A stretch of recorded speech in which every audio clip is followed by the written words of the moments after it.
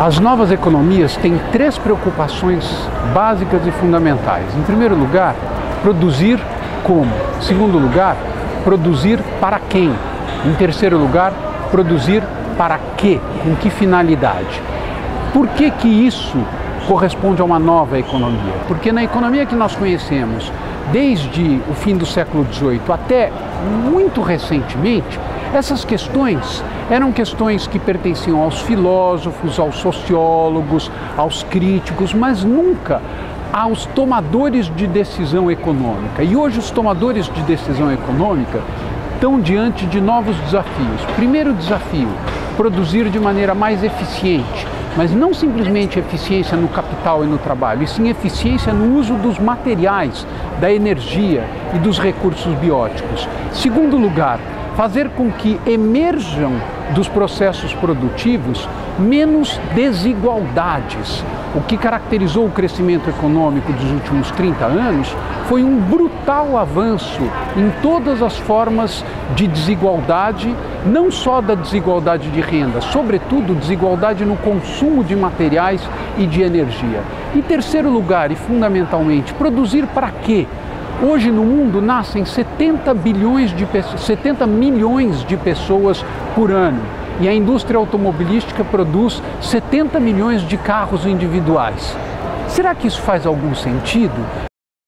O maior desafio da América Latina na emergência de uma nova economia é que ela seja protagonista de uma reconstrução da divisão internacional do uso dos recursos ecossistêmicos. Essa expressão parece muito complicada, mas ela é simples. Hoje o nosso continente passa por um processo de reprimarização da sua vida econômica. Cada vez mais commodities agrícolas e minerais são importantes. Nós não estamos indo para a economia de baixo carbono, nós estamos indo para a economia de baixo neurônio. E isso é muito grave para o continente. Nós precisamos retomar a economia em mãos. O que isso significa? Significam duas coisas. Em primeiro lugar, participação crescente da sociedade civil nas tomadas de decisão empresariais. Isso começa a acontecer e há um capítulo do meu livro dedicado especificamente a mostrar como isso está acontecendo.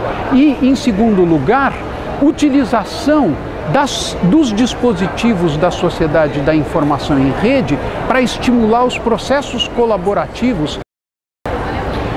Nós estamos, evidentemente, muito aquém da economia verde.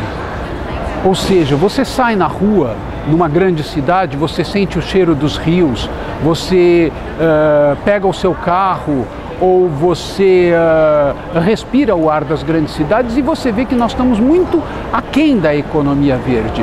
Então, por que razão escrever um livro que se chama Muito Além da Economia Verde? Será que ir em direção à economia verde já não seria suficiente? A resposta que está no livro é não. Não por quê?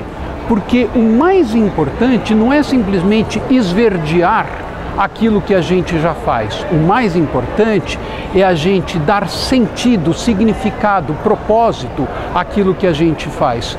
Esse tema não existia no mundo de 3 bilhões de habitantes e passa a existir no mundo de 7 bilhões de habitantes, não apenas para os hippies e para os sonhadores, mas para os tomadores de decisão empresarial. Não levar isso em consideração é um extraordinário risco empresarial, além de ser um atentado evidente contra os ecossistemas e contra as próprias sociedades humanas. Então é disso que fala o livro.